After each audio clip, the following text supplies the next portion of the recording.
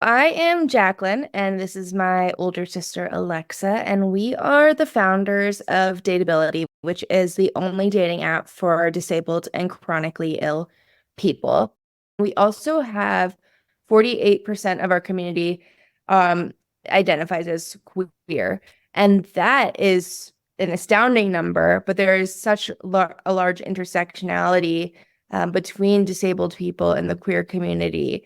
It's really beautiful to see how diverse and how inclusive we are, and that people do feel like Dateability is a safe space no matter who they are and how they identify or who they love.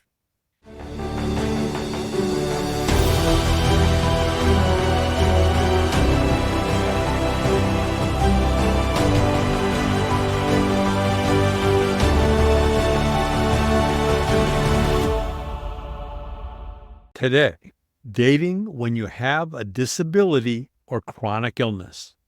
I'm Elton Sherwin, your host.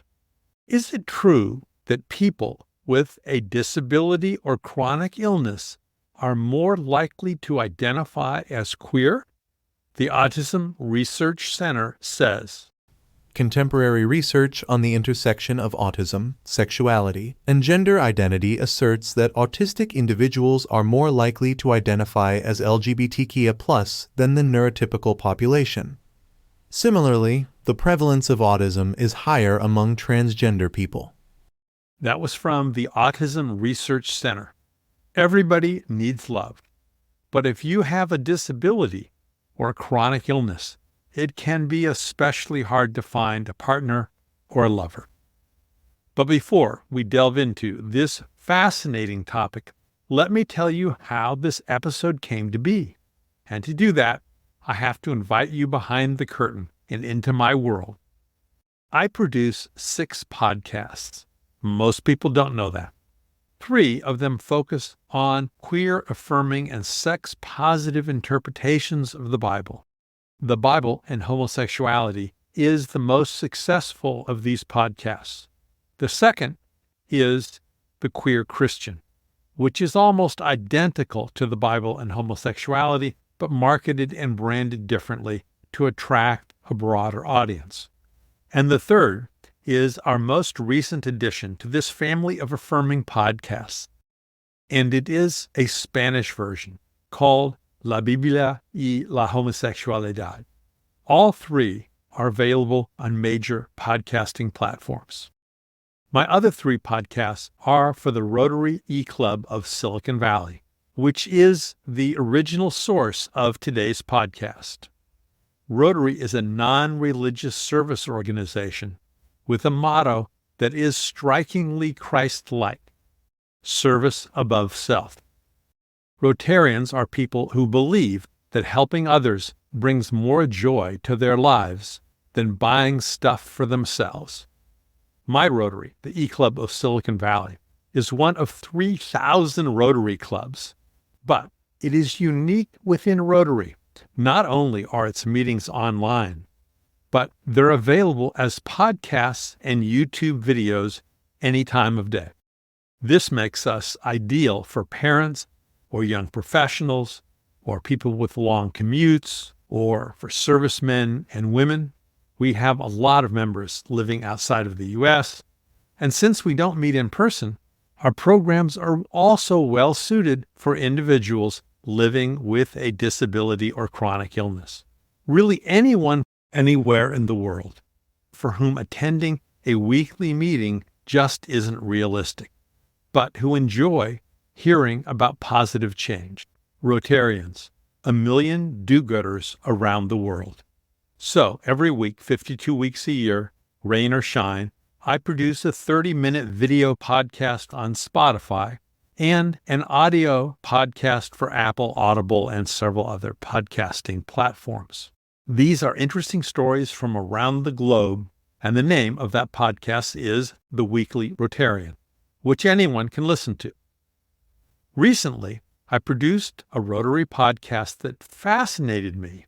Most of them are fascinating, but I thought you would be interested in hearing this one, and I'm going to play that podcast in a moment.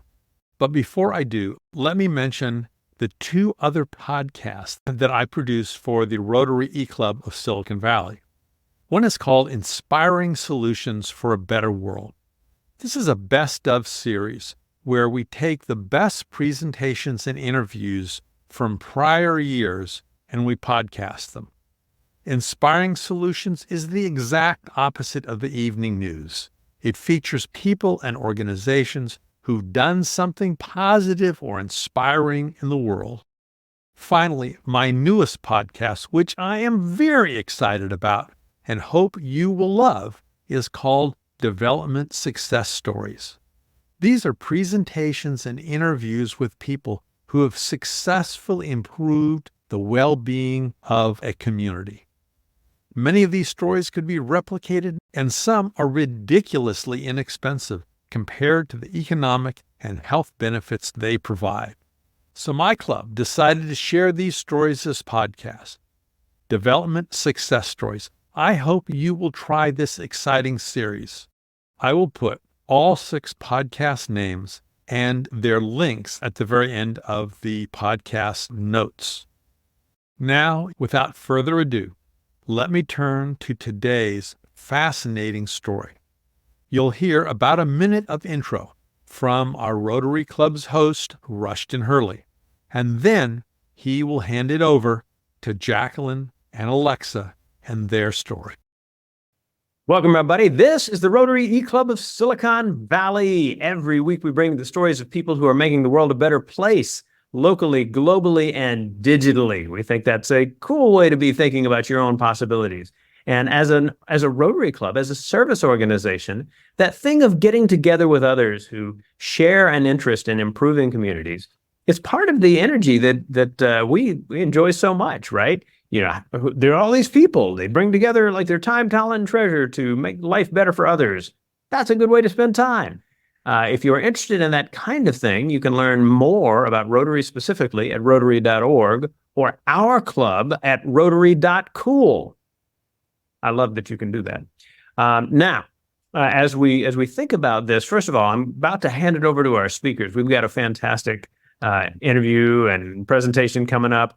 And in getting to know them, they will tell you a little bit about themselves. But if you are curious to know more, then on the webpage where you find our program and recording, or our YouTube channel, there you go, or on our podcast page, you'll find the full bios, and you are welcome to read those as well. We would encourage you to do so. You'll find links to their background and the Dateability app and this kind of thing.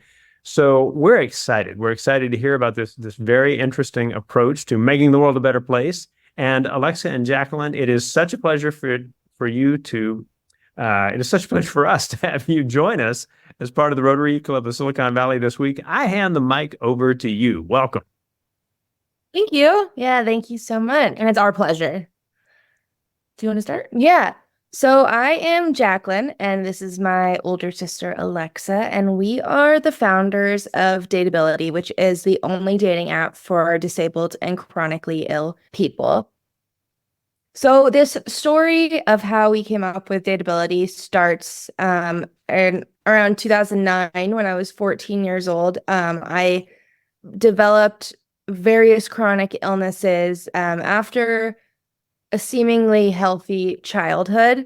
And we grew up in a really small town called Telluride, Colorado. And I lived a very sheltered life. So I wasn't experiencing so much ableism in my social life. Definitely some remarks from teachers and from people who didn't know me well. But I had a very typical high school experience with dating.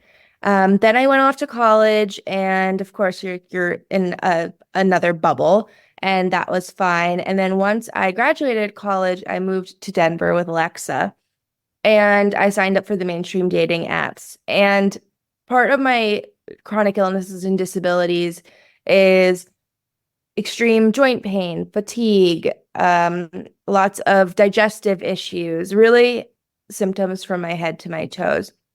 So it really does affect every part of my life. And it truly has shaped me into the person I am today. And I realized that the world did not see chronic illness as a strength or something that was attractive. And I received a lot of rejection, a lot of discrimination.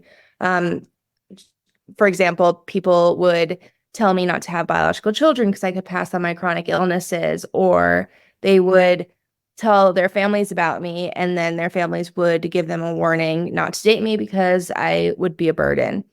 So that was really difficult. And obviously, after you're being told so many times that you are unworthy of a relationship because of this thing that you can't control, you start to believe it. And so my self-esteem was really affected by my dating experiences, and I became sort of a shell of myself. And I really tried to isolate myself as best as I could, and I did not have any confidence. And then back in 2021, and we're still on lockdown in this sort of level playing field, I felt like, with everyone. Everyone sort of got a glimpse into my world of isolation. I had to make the difficult decision with my medical team to get a feeding tube placed, and my feeding tube is placed in my abdomen, and I basically get most of my nutrition from there. And so I don't eat 3 meals a day. I don't eat as a typical person would. And when I do eat, I have major consequences with puking. And that freaked both of us out and how that would affect my social life. So I had reiterated to Alexa that I wish there was a place where I could meet people like me who wouldn't be freaked out about me having a chronic illness or having a feeding tube, and that they would just be a little more understanding. And Alexa suggested that we make this place ourselves, and that's exactly what we did. And so I had my surgery on November 10th, 2021, and we are in the hospital room. I was there for a week, and we got our notebooks out, started drawing up what we wanted the app to look like. And neither of us had any experience with this. So we just went with our gut instincts and was like, oh, okay, I guess you have to design an app and then eventually find someone to build it, because neither of us are technical. And that's what we did. And then, so we launched on October 21st, 2022. And so we launched, like Jacqueline said, in October, a year and a half ago. And what we wanted to do with the app was bring in our favorite aspects of the other dating apps, which we had both been on before. And so, for example, the liking and matching with people in order to message them mechanism, we liked that. Grindr has a user-driven algorithm, and we wanted to adopt that. We wanted our users to be able to choose for themselves who they wanted to match with, and not necessarily leave it up to AI to figure out who's most compatible, because in our experiences, those weren't working for us on the other apps. The other thing that we wanted to make just the issue of disclosure easier. We wanted to solve that problem. So when Jacqueline was dating, a lot of times she would struggle with, how do I tell someone I'm disabled? When do I tell them, and how will they respond? And the disclosure aspect really caused her a lot of anxiety. And we've heard that from so many people in this community, that the disclosure aspect is one of the hardest, just that anticipation. And so we created a Dateability Deet section, which is an extensive list of broad terms like wheelchair user, immunocompromised, food allergy, and that goes on the user's profile under their basic information. And it's a really neutral way of disclosing one's chronic illness or disability. It's really reduces the anxiety. You get to be able to tell other users, like, this is the situation, without getting into the nitty-gritty. And I think it really creates a basic level of understanding and respect without having to have that conversation that so many feel might be kind of intrusive or uncomfortable, at least in the very beginning. And so, for example, Jacqueline would have chronic pain and chronic fatigue on her Dateability Deet section. And so somebody looking at that who matches with her isn't going to go ask her to climb a 14er next weekend, because they know that that's not doable for her. And so she doesn't, they don't have to have that back and forth about what plans to do. They can make accommodations and figure out a plan that works for both of them together. And so it's seamless. We also have image descriptions on the photos, which a lot of the apps don't have. We have a profile verification function that really helps enhance safety. And really, we're trying to make the tech and the app itself accessible in addition to our mission of making love accessible. Since launching, we have almost 20,000 users, several success stories. They're all over North America. Some have started out as long distance. Some happen to live in the same city as each other. And the disabilities are so diverse. So, disabled and chronically ill people make up the world's largest minority. And I think a lot of people forget that, or they think that disability only looks one way. And that's really not true. One of our success stories, they are both on the autism spectrum. Another success story, he has cerebral palsy and his partner has a limb difference and psychiatric disabilities. Another success story has chronic illness. Another one was disabled in a bicycle crash and her partner has Parkinson's. And so it's really, very diverse. There's a variety of disabilities. But the common theme among all these people is that they want love, they're worthy of love, they want intimacy. And I think that's something that the rest of the world forgets and takes for granted. And I know as someone who's not disabled, the world is so accessible to me. I can just, if I wanted to, go out to a brewery on a Saturday and meet all these people. And it's just not like that for a lot of people. And it wasn't like that for Jacqueline. And so while we set out to solve this problem that she was experiencing, really, we have undertaken a larger problem and are seeking out to to change the social experiences of the disabled community. And we're very excited. Yeah. And, we really do see ourselves changing the world for good. And because so many people undervalue connection and they don't realize just how many aspects of life loneliness can affect. And we see this loneliness epidemic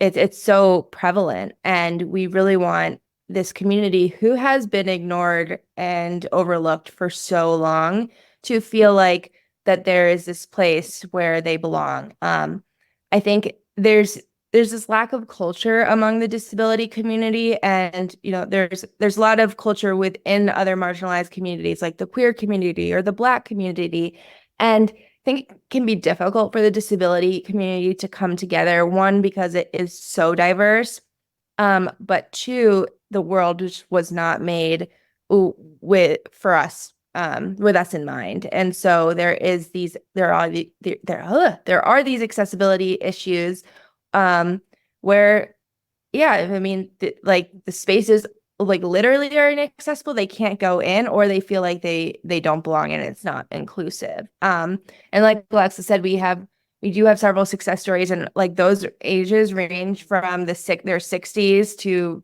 early 20s. And so that's really great. We've seen this large influx of older people, and which shocked us, because someone once told us, you either age into disability or you die young. And that really was profound. And unfortunately, we learned that ableism does not stop when you reach a certain age.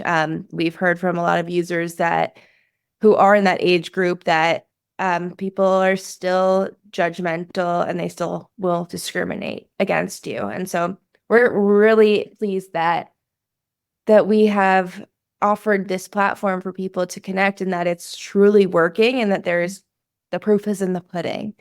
But another aspect of Dateability and the movement we are promoting is increasing the representation of disabled entrepreneurs. It can be really hard to be a disabled entrepreneur, but it's possible. And I never thought it could be. I always felt like, I do struggle with a lack of energy and fatigue, and just having so much unpredictability with my chronic illnesses. So I was like, oh, there's no way I could run a business like this. But I've realized that I can, and that I just have to adjust and adapt. And really talking about it is important for us, and having other people who are in the disability community realize that they can do it, but also having people outside of the community realize that disabled people are good employees,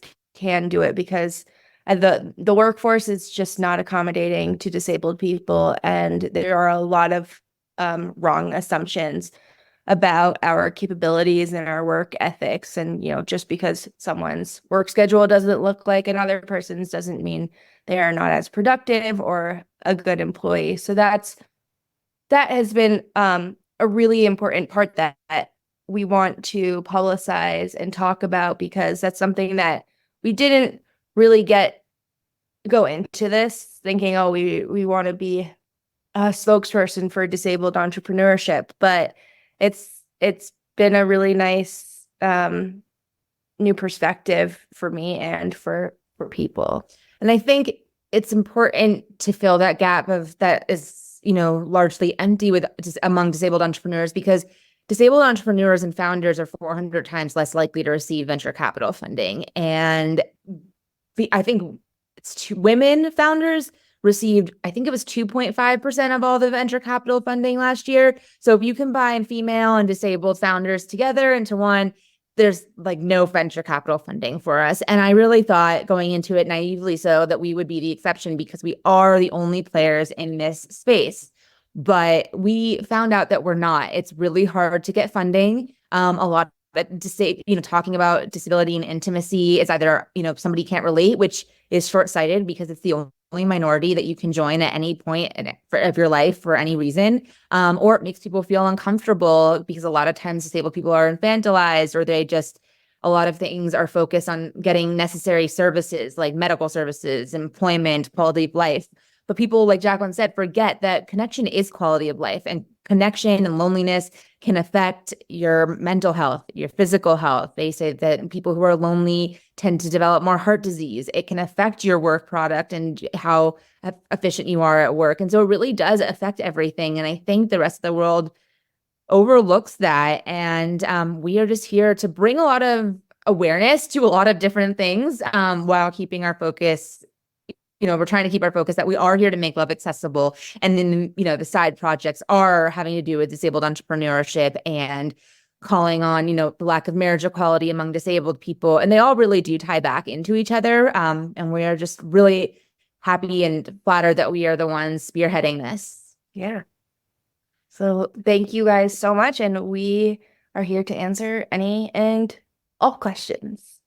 There were another 18 minutes of Q&A. Here are 2 minutes of the highlights.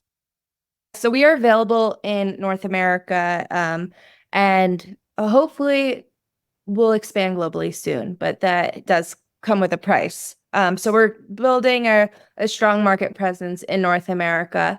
So we shockingly are split very 50-50 for male and female, which is incredible because most of the dating apps are majority men. And so that's been a fun surprise. And then we also have 48% of our community identifies as queer.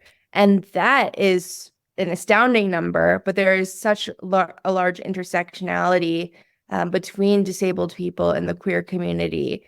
So it's not shocking, but it's really beautiful to see how diverse and how inclusive we are, and that people do feel like Dateability is a safe space no matter who they are and how they identify or who they love. And, we're happy that we have 20,000 users in just a year and a half with zero marketing budget. There is no cost right now, and that was really important to us to start out free, to gain the trust of this community.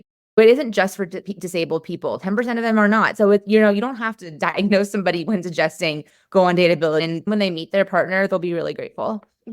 Well, I mean, it sounds like you brought compassion into a space that is going to be appealing to lots of people. Well, I'll wind things down and then hand it back to you two for the final word. All of you who've taken your time to join us and learn about the cool things that are happening around the world to make communities better, to improve people's lives in the kind of innovative way that we see with Dateability. We thank you for your time. As we always like to do, we hand it back to our speakers for the final word. So Jacqueline and Alexa, what would you like people to have clearly in mind as they finish watching the video?